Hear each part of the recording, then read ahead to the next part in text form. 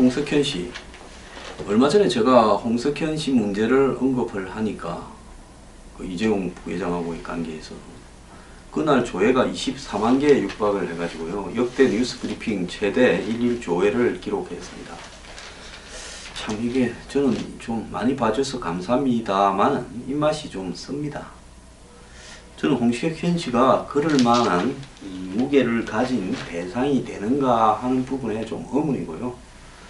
실제 최명길 의원이 어제 제가 소개한 대로 이런 시기에 시류를 거슬러서 탈당을 했다는 측면에서 정말 이 존경할 만하다 이렇게 생각을 하는데, 그거는 한 구석에 나가고 신문은 이 홍석현 씨를 두 가지 측면에서 아주 대수특비를 하고 있습니다.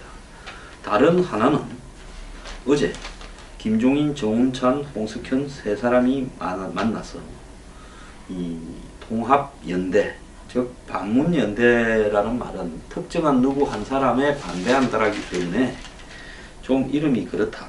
그래서 반문연대라고 이름을 붙여가지고 통합정부를 지향하자. 그래서 여기에는 이 연정과 개헌 그리고 임기 단축을 공감하는 이 각 정당의 사람들이 다 모여서 앞으로 통합을 구축하기 위한 일종의 플랫폼을 역할을 하자, 이렇게 지금 이야기를 나눈 걸로 보입니다.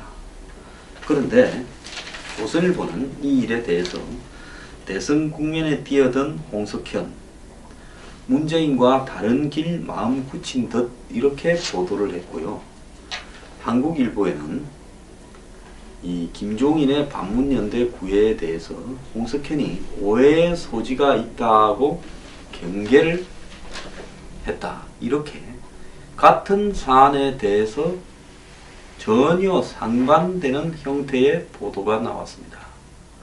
어떻게 대한민국 언론이요, 뭐 하나는 북한의 조선노동당 기관지고 하나는 무슨 대한민국 언론이고 그런 것도 아닌데 바라보는 관점이 어떻게 이렇게 다르게 바라볼 수 있느냐라는 측면에서 좀 이해가 가지 않습니다. 자, 어제 이 세 사람 이렇게 만난 것 자체로 아마 제가 볼 때 뭐 저기 롯데 소공동 호텔에서 만났을 거라고 보는데요. 자, 통합연대를 논의했고, 홍 전 회장이 뭐 이름을 뭐라 부르든 반문연대죠. 저는 반문연대라고 계속 부르겠습니다. 반문연대에 참여하는 쪽으로 마음을 굳힌 것 같아 라고 이렇게 해석을 하고 있고, 자, 홍 회장은 그래서 기자들이 앞에 있으니까 함께 나오지 않고 비상계단을 통해 따로 이동을 해서 그날 어제 오후에 서울대에서 강연을 하는 장면의 사진이 찍혔습니다. 정치를 하겠다는 분이 정치인들과 만나면서 뒷구멍으로 나갔다라는 부분에 대해서 저는 좀 떳떳이 못하다 이런 생각을 하고 있고요. 홍 회장이 작년부터 수많은 이런 뉘앙스를 풍겼고, 저도 제가 좀 아는 정치인에게 간접적으로 홍석현 회장이 대선에 도전할 거다 하는 이야기를 한다고 들었습니다. 홍석현 회장은 그동안 여러 갈래에서 이런 걸로 비추어지는 활동을 했는데요. 지난 12월은 에세이집에서 정치를 참여를 생각하는 것 같아라는 말이 들을 만한 그런 어떤 뉘앙스를 풍겼고, 또 지난 9일에는 원불교 재단 강연에서 대선 출마를 선언할 거라 말이 돌아가지고 기자들이 현장을 찾았지만은 낭설이라고 부인했고, 또 18일 회사 퇴사 직전에 직원들한테 이메일을 보내서 대한민국 미래를 위해 작은 힘이라도 보태겠다 했고, 퇴사한 다음 날에는 대선 출마에 대한 입장을 밝혀달라는 중앙선대위 인터뷰에서 입장을 밝히기는 어렵다 이렇게 이야기를 했고, 26일 한 강연에서는 자기 지도자는 대타협을 성공시킬 수 있는 역량을 갖춘 사람이다.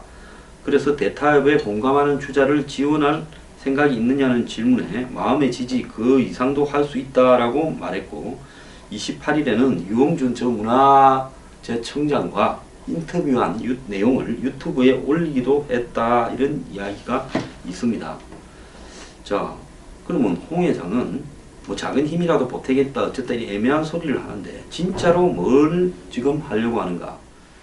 그 홍 회장은 월드 컬처 오픈이라는 조직을 이렇게 만들어가 있는데 별로 소개가 안 됐는데요.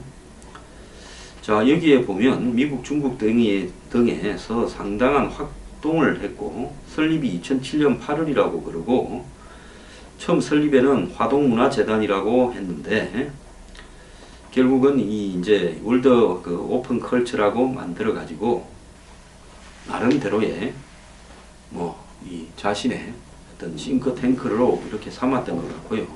이와는 별도로 또 싱크탱크를 만들어서 교육, 청년 실업, 기업의 지배구조, 한중 갈등 같은 부분을 연구하려고도 했던 걸로 보입니다. 자, 여기에 이제 장관 혹은 부총리 이상을 지낸 사람을 회장으로 해서 서너 명의 학자와 현장에 있는 사람들과 함께 태스크포스를 만든다, 이런 부분인데, 이와 유사한 것이 이제 이 리셋 코리아라고 홍 회장의 대선 조직 아니냐라고 의심받는 조직이 있습니다. 이 조직을 홍 회장이 실제로 공을 많이 들이고 있죠. 또 다른 조직으로는 여시제라는 조직이죠. 안희정, 이강재도 관련되어 있고 나경원 의원도 참여하는 한샘의 회장이 4천억을 출연했고 그 중에서 300억으로 무슨 지금 싱크탱크를 만들었다는 것이 여시제인데, 이사장이 이헌재 전 부총리고 5월 1일 조참 모임을 하고 이 각계 전문가를 불러서 강연회를 하고 부암동 꼭대기에 있는 여시제 이 사무실에서 한 3시간 정도 회의를 한다, 이렇게 말하는 조직입니다. 그래서 이 조직이 한간에 그동안에 쭉 좀 어떤 정치 조직으로서 작용하는 게 아니냐. 그래서 김부겸, 나경원, 남경필, 안희정 등이 대거 이 조직의 미디어데이 행사에 참여하기도 해서 대선에서 좀 온건한 좌우파 중도지대의 플랫폼으로 역할하는 게 아니냐, 이렇게 좀 이 의문을 받아왔고요. 또 여시제에는 이광재 전 지사, 최근에 안희정 지사를 돕고 있다는데, 이광재 전 강원도 지사가 여시제의 상금 부원장을 맡고 있다라고 합니다. 그래서 이 각종 행사나 이런 부분들도 이광재 전 지사가 지금 관장을 하고 있다는데요. 근데 이런 움직임 정도를 가지고 대선에 영향을 미치지는 못합니다. 한마디로 우리 사회에 힘 좀 있는 사람들끼리 모여서 대화를 나누는 조직이 우리 사회를 바꿀 것 같지는 않고요. 그야말로 배부른 사람들의 폼 잡는 모임에 불과합니다. 저도 이런 재단이나 무슨 포럼 가봤는데요, 한 번 가면 두 번 가지 않습니다. 무엇 때문에 호텔에 모여서 밥 먹고 또 별로 의미도 없는 걸 가지고 아침부터 조찬 모임을 하면서 이야기를 하느냐. 굉장히 바쁜 사람들이 바쁜 일 하지, 이런 일 왜 하는가 하는 생각을 했습니다. 그래서 실제 그건 아닌 것 같고요. 홍 회장이 지금 회사를 사퇴한 부분도 이재용 부회장과의 트러블 때문이고, 결국은 이재용 부회장이 지금 반격에 나서서 홍 회장을 어떤 형태로든 중앙미디어 회장직에서 내몰았다, 이렇게 보는 것이 정답일 거라고 보이고, 아니면 본인이 최악의 상황이 오기 전에 지금 아들 홍정도 사장이 지금 하고 있죠. 홍정도 사장에게 그걸 물려주기 위해서, 어쨌든 최대 지분이나 영향력은 삼성이 가지고 있으니까요, 그런 선택을 했고, 즉 처음에 이건희 회장 유고 이후부터 홍씨 일가와 이씨 일가 그리고 딸까지 포함해서 트러블이 벌어졌고, 그 트러블이 결국은 최순실과 박근혜 대통령을 끌어들였고, 거기에 대한 반격이 JTBC의 태블릿 PC 등으로 나타났고, 결국 성마 폭로도 이어졌고, 홍 회장은 이 전투에서는 이겼습니다. 그런데 이재용 부회장은 그래서 구속이 됐죠. 그러면 홍 회장이 전체를 자신의 뜻대로 갖고 가야 되는데, 이재용 부회장이 구치소 안에서 반격을 했고, 어머니, 이모, 외삼촌까지 몰아내는데 성공을 했습니다. 자, 그렇다면 홍 회장은 지금 밖에서 또 다른 어떤 자신의 어떤 처지를 만회하기 위한 정치적인 어떤 승부수를 던지는 것이냐, 안 그러면 모션을 통해서 자신의 이해관계를 극대화시키기 위한 부분을 하느냐. 그래서 반문연대도 적당히 몸을 담는 척하면서 깊게 가지는 않고, 다른 또 한편으로는 당선 가능성이 유력한 문재인 측에서도 또 끈을 대고, 그래서 치고 빠지는 전략으로 행사에 갔으면 행사의 일원이고 같이 하기로 했다고 발표하면 될 건데 뒤로 도망가고, 그리고 또 서울대 강연에 가서는 다른 뉘앙스로 해석되는 이야기를 하고, 그래서 지금 상반된 보도가 이렇게 나오고 그런 거 아니냐라는 거 볼 수 있습니다. 즉 홍 회장이 가장 원하는 것은 대선에 출마하든 킹메이커가 됐든 뭘 이런 것들을 자꾸 정치에 이렇게 나타나는 이유가 삼성과의 지금 중앙미디어라는 전체를 놓고 뭔가를 위에 서거나, 안 그러면 이 대선이라는 국민이 기업들에 얼마나 영향을 미치는가를 알기 때문에 거기에서 모종의 역할을 해서 자신의 어떤 정치적 위상을 키워서 다시 협상을 하려고 하는 전략으로 이런 데 노는 게 아니냐라는 생각을 하고 있습니다. 어제 홍 회장은 오후에는 서울대 강연을 갔는데, 강연 제목은 비핵화와 교류 협력은 병행이 가능한가라는 내용인데, 반문연대와 관련해서는 어떤 개인을 반대해서 연대한다는 걸 맞지 않다. 정권 주도의 초법적 강제적 하향식 적폐 성장은 바람직하지 않다. 이라고 말했습니다. 자, 앞에 말은 반문연대가 바람직하지 않다는 것은 문재인 후보 편들어 주는 거고, 또 이 뒤에 말 초법적 강제적 하향식 적폐 청산은 바람직하지 않다라는 것은, 이것은 또 반문연대에 힘을 실어주는 겁니다. 적폐 청산은 문재인 후보가 주장하는 이야기지 않습니까? 자, 최근에 그를 만났던 사람들은 홍 회장이 문 후보 집권에 대해서 걱정을 많이 했다는데, 본인은 어제 출마할 거냐 누구 도울 거냐라는 부분에 또 깊은 고민만 하고 있다라고 이야기를 했습니다. 마음의 지지, 그 이상을 할 수 있다라는 발언과 이 상충되는 측면도 있다는 겁니다. 그래서 홍 회장 말 갖고는 뭐라고 판단해서 이야기하는 것은 좀 무의미하다라는 생각이 들고요. 결국 한국에서 감히 가장 빠르다라고 볼 수 있는 홍석현 회장. 홍석현 전 회장은 안철수 의원에 대해서도 많은 이야기들을 알고 있을 거라고 보고 있습니다. 또 많은 어떤 관계도 있을 거라고 보고 있습니다. 그런 홍 회장이 지금 어제 롯데호텔에서 있었던 반문연대 구축을 위한 김종인 모임에 참여했다가 오후에는 또 그걸 부정하는 듯한 이야기를 하면서 또 한편으로는 문재인 후보에 대해서 비판하는 뉘앙스도 남기고, 언론은 각자 자기 편에 따라 유리하게 해석해서 쓰고.